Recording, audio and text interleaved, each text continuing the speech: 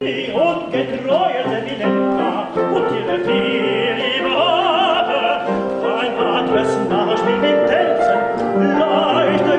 qu'une semaine avant la première d'Ariana auf Naxos, aujourd'hui le chef d'orchestre Jean-Yves Ossons répète avec les chanteurs. À l'origine de cette pièce, la metteur en scène Mireille Laroche, qui a monté ce spectacle en 2007. Elle a déjà joué dans 5 opéras différents.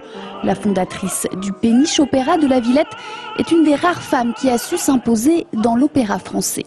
Je suis venue au monde de l'opéra par l'intermédiaire d'une compagnie dont j'assume la direction maintenant depuis bientôt une trentaine d'années, qui s'appelle la Péniche Opéra, et qui est une compagnie de théâtre lyrique et musical. Donc c'est sûr qu'à travers une compagnie, cette place est beaucoup plus facilement offerte aux femmes, parce qu'on est beaucoup plus proche du mode de fonctionnement que du théâtre. Je viens d'ailleurs du théâtre. Je pense que c'est un univers, l'univers du monde lyrique est un univers assez fermé et qui de toute façon, sur bien des plans, est un univers assez traditionnel et qui a du mal à évoluer. Je crois qu'il faut absolument d'ailleurs qu'il évolue vite.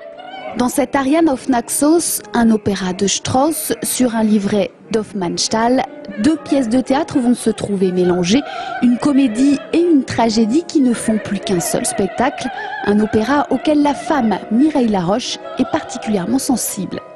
Ce sont 2 héroïnes femmes qui défendent cet ouvrage, Ariane bien sûr et puis Zerbinette, et que le sujet est celui de la fidélité, je crois, et que les femmes sont très sensibles à la fidélité, fidélité à l'amour bien sûr, mais aussi fidélité à ses enfants, fidélité à la vie.